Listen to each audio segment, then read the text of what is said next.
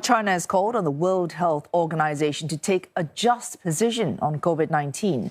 This comes after the UN body criticized official data released by Beijing, suggesting they underrepresented the true scale of the outbreak. The WHO also said it considered too narrow China's definition of death from the coronavirus. 事实证明，中方始终本着依法、及时、公开、透明的原则，同世卫组织保持着密切沟通，及时分享有关信息和数据。当前中国的疫情形势是可控的。随着中国疫情防控政策的调整，我们会继续同世卫组织开展技术交流等活动。我们也希望世卫组织秘书处秉持科学、客观、公正的立场，努力为全球应对疫情挑战发挥积极作用。 The country officially reported only one new virus-related death today compared to 5 a day ago. It has also stopped publishing daily infection numbers.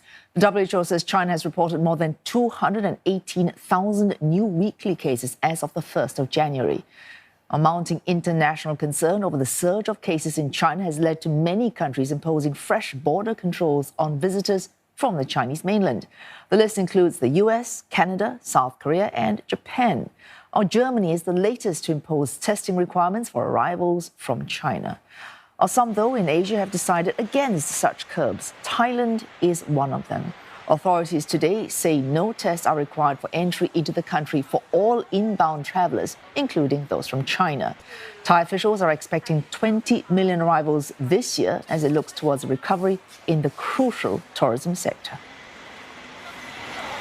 Well, the relaxation of stringent COVID-19 curbs has led to a spike in travel demand among residents in China. But the reality on the ground remains grim. Our Shanghai correspondent Lo Min visited one hospital in the city to find out what the situation there is like.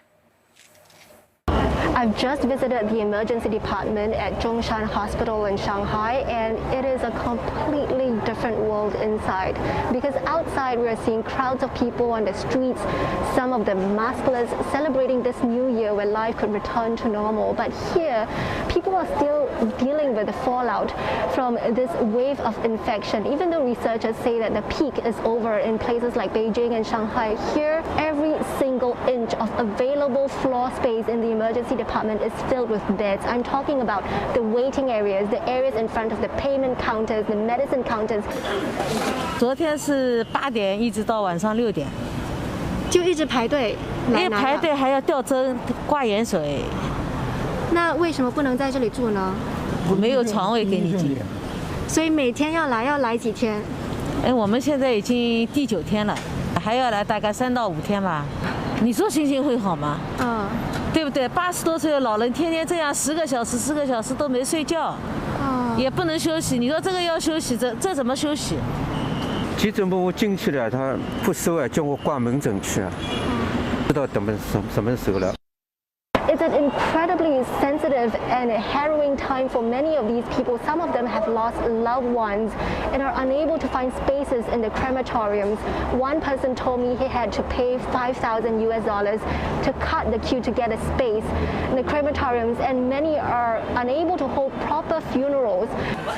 Still, China says that the current COVID situation is under control. As of December 25th, the government said that the utilization rate of critical care beds in Tier 2 hospitals and above stands at about 50%, and that there are sufficient beds and equipment to meet the needs of critical patients. China also said that it has never changed the way it counted COVID deaths throughout the pandemic. Under its definition, only those dying directly of respiratory diseases are included in the COVID death toll. Lo Min, CNA, Shanghai.